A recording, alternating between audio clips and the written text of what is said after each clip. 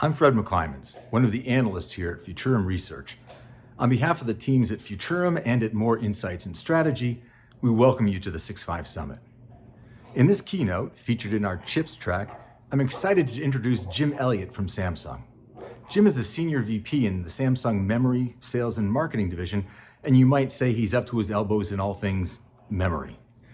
Jim is going to take us through how memory is actually at the heart of the accelerated wave of digital transformation that we're living through today, and how it's impacting how we work, educate, entertain, shop, and even play, often in ways we don't even realize. And with that, let's get to Jim.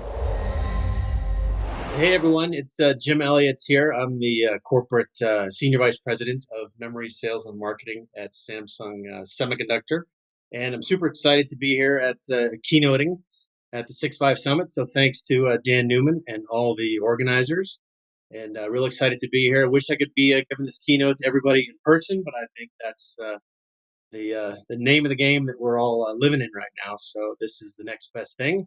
So let's go ahead and then have some fun and make the most of it here. So let's go to the next slide.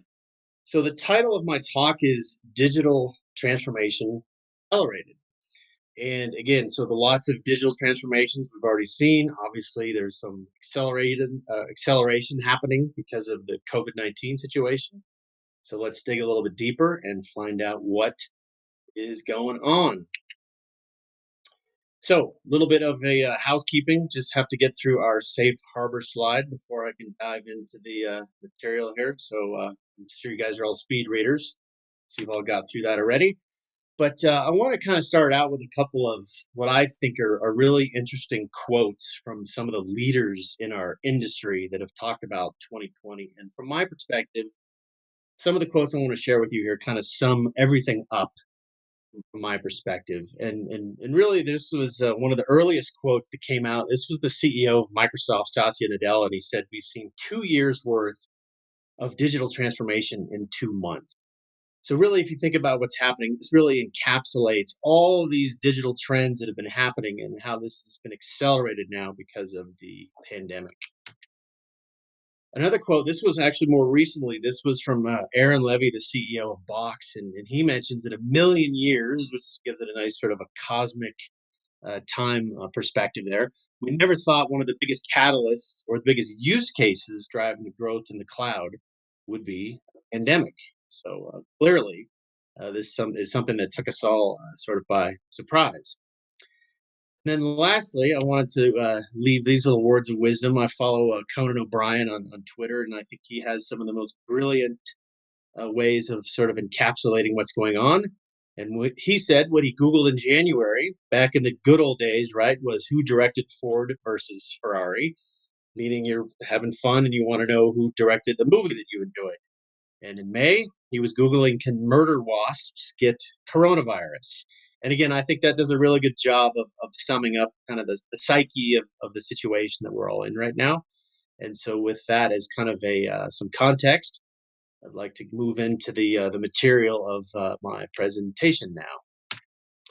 Okay, so we've spent a lot of time at Samsung. I've given a lot of keynotes talking about this virtuous cycle of information technology. So we have this IT boom that's been going on for some time, and really there's a lot of different areas or facets to that. One is AI, another one is big data, the explosion of data, IoT and the edge, so more and more and more connected devices, the pervasiveness of cloud, and then recently now 5G. And all these things are sort of working symbiotically, if you will, to create this IT boom. Now, COVID is obviously accelerating the adoption of many of these existing IT trends. And then the question now, though, is how is technology and the technology that we're working on here as the world's #1 memory supplier in the semiconductor industry, how is this technology enabling society to adapt all these nuances and all these changes that have sort of been forced upon us because of this pandemic? Let's take a look at a couple of these different trends. We'll start with the obvious use case, which is telepresence. So this could be either giving a keynote, a shelter-in-place keynote like this. This could be your video conferencing and collaboration. This could be remote learning. A couple examples here. If you look at Zoom, it's up about 7 times just since February. And Microsoft Teams has seen their usage increase about 9 times since February. And so I think these things have all sort of become part and parcel of our daily lives here in tech and also in other industries and other verticals as we're all adapting to this new lifestyle. And, speaking of lifestyle, I think it's also brought out a lot of different creative ways for people to collaborate.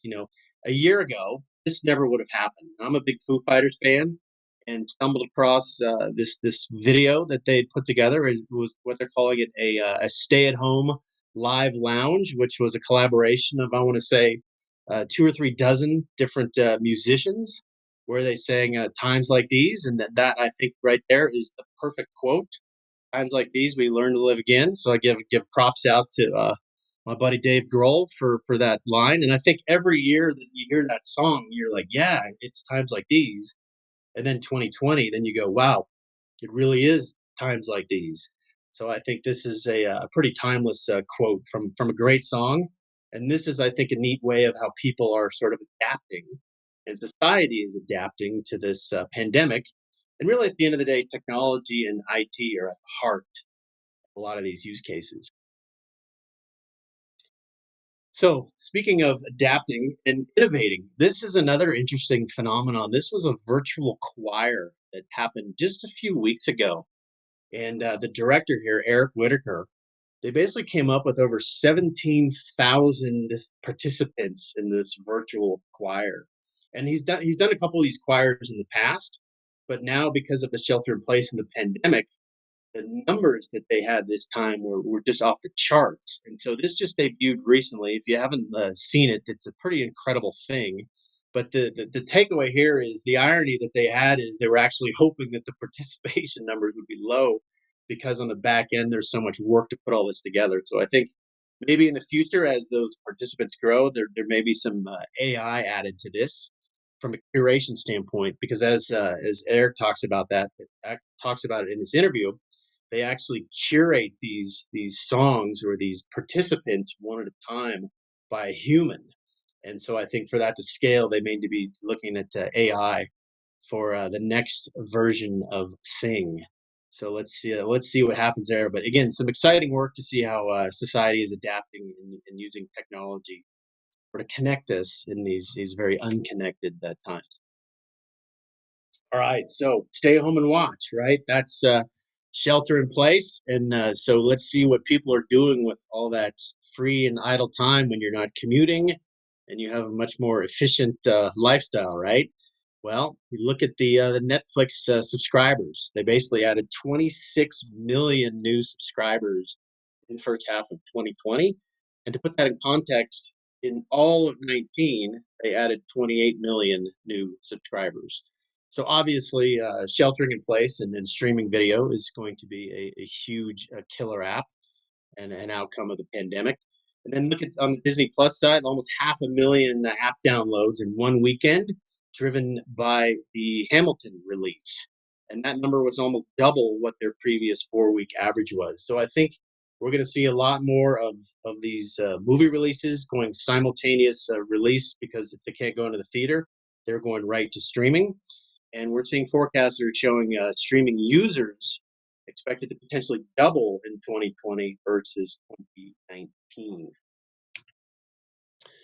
Just what the doctor ordered. So telepresence and now is taken on telehealth. And so this is something that was just not really, it was available, but it wasn't very widespread or practice.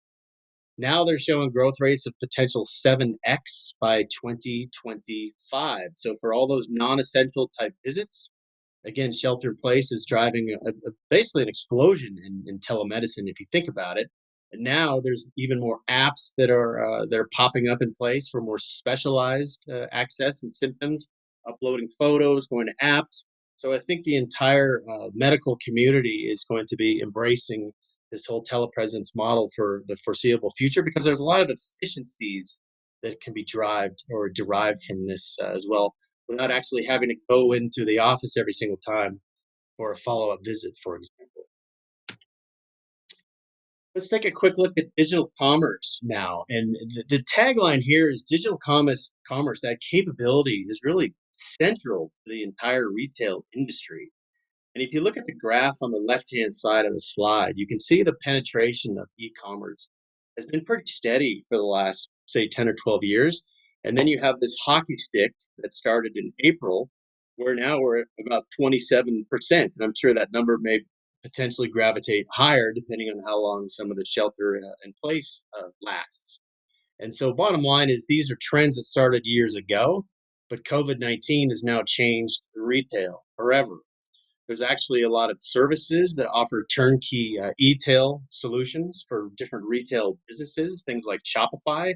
And so these are foundationally important to established retail businesses that need to have an online presence in order to offset some of the revenue challenges that they may be having with a decline in foot traffic.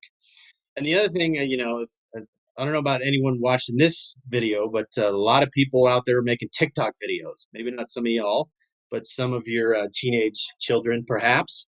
And what's happening now is a lot of the influencers that are out there on TikTok or on Facebook Live, they're actually able to monetize some of the things. So they could be wearing a hat, a shirt, or some shoes. And there's now lots of buy links or buy here or buy now, shop now links on those respective apps so that you can then monetize a lot of those platforms now. And so this allows, again, the whole transformation of retail to happen not only from going from brick and mortar to e-tail, and also allowing social media influencers to sort of reshape what that whole advertising and digital commerce landscape looks like. All right, gaming. Lots and lots of gaming going on in shelter in place. And actually speaking, it was interesting. In 2008, we actually saw a boom in gaming as well during the financial crisis because when people aren't spending as much money, they're kind of hunkered down. They spend a lot of money on gaming as opposed to taking the family on an expensive vacation somewhere across the country or to an exotic location. So if you look at some of the statistics here on the left, music streaming is up a bit. Maybe people are listening to their favorite Foo Fighters song as they're working from home or whatever your music is. Video streaming is up about 40%, but gaming traffic on the internet up 75%. So that's a big change year over year from April of 20 to April of 19. So this is a lot of where the eyeballs are in 2020 during shelter in place. And if you think about the platform that where gamers are hanging out and what they're using, 25% console, about the same for PC, and a little bit more than 50% now is mobile. And that's a big paradigm shift, and we'll talk some more about that on the coming slides.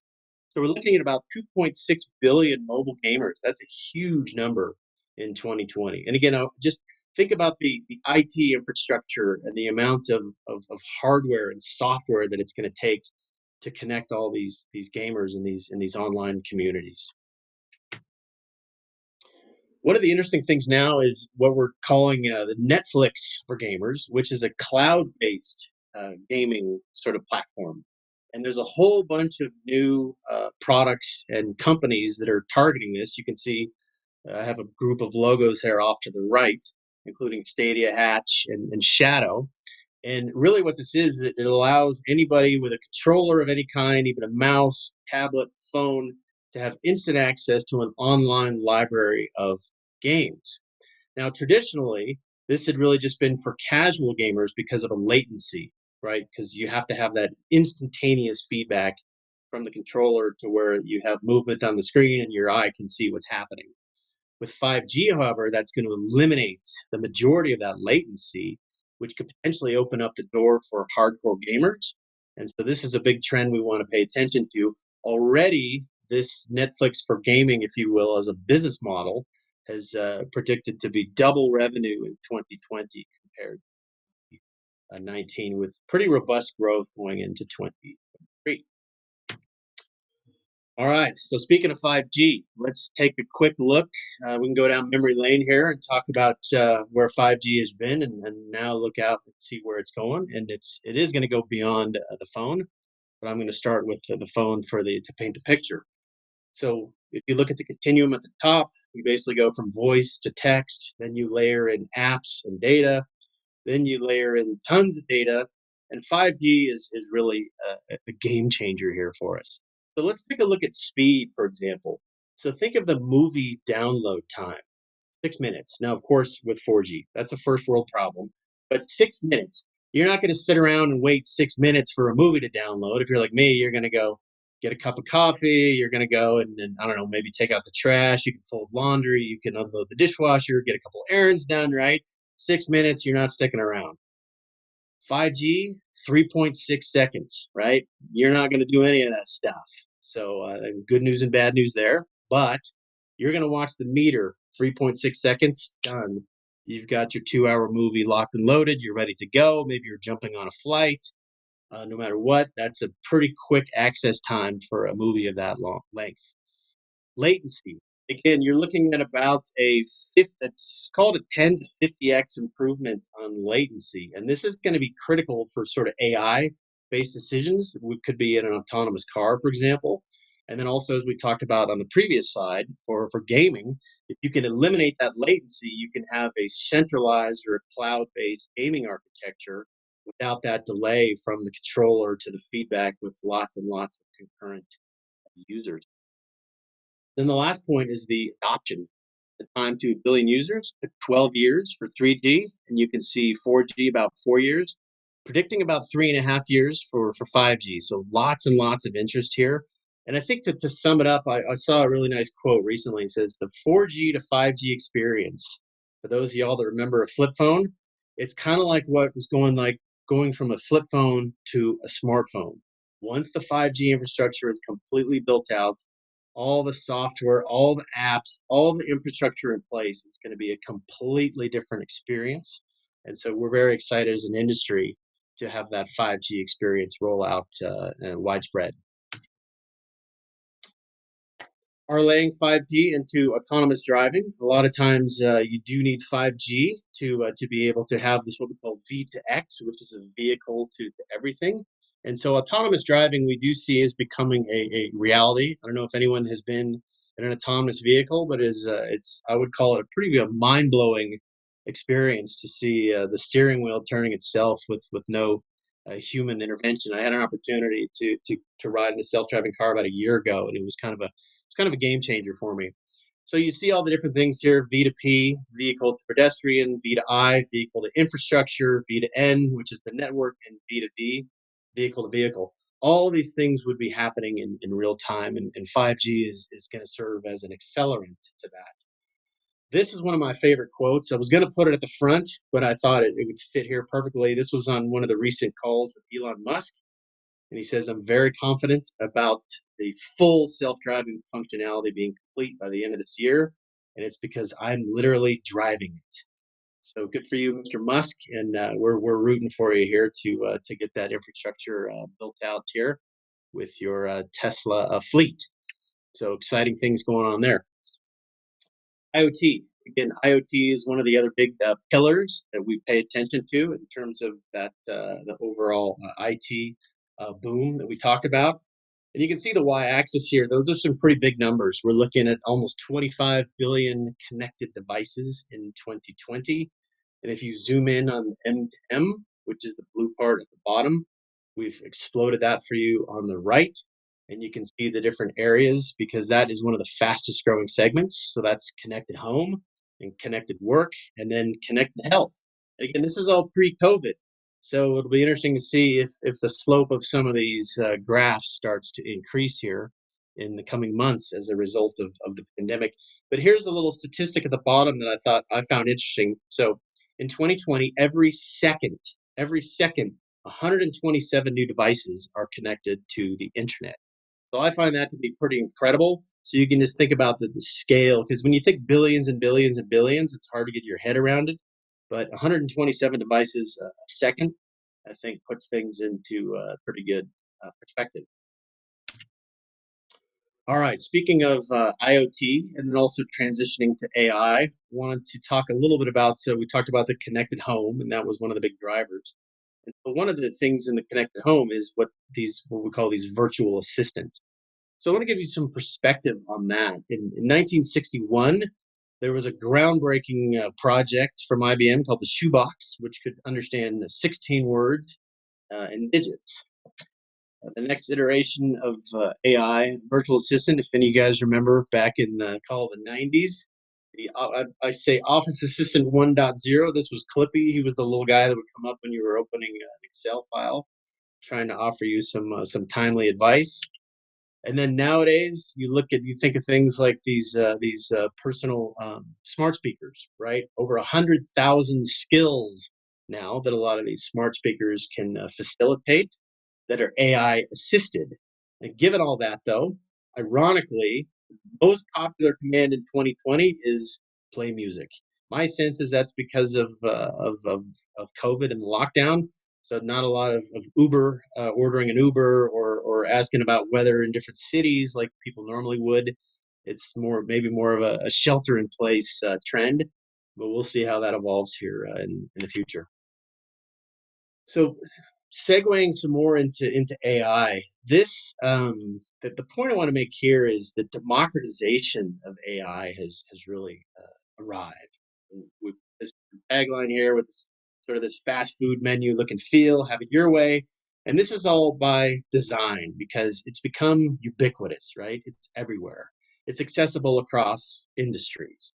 It's completely customizable, as you can see from these different menu options. Of course, I have to point out, don't forget DRAM and storage as a memory supplier, but all the hardware, all the software, and all the AI add-ins are completely customizable per industry, per end customer. There's no one size fits all. It's exactly what any IT company would need or any IT department would need for their specific requirements. And what we're seeing now is about slightly over 40% of companies are now implementing AI. And ironically, one of the biggest barriers is the data quantity and data quality issues. So you think about all these connected devices, all these remote employees on Zoom calls, all this data shipped to, sold to, pricing, et cetera, having to manage all that in real time. That's really the biggest challenge for, I think, for AI is what this recent Forbes survey has been talking about. So speaking of quantity of data, we like to talk about this data tsunami, right? And how this is continuing. And I want to give you some perspective on this. So just small increase here over the last 30 years. It's increased about 150 million X since 1992.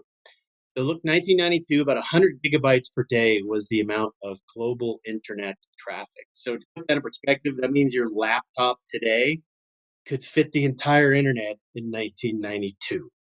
Probably with some room to spare because most of you, I'm sure you all have SSDs. So maybe you have a 256 or a 512 or even a 1 terabyte.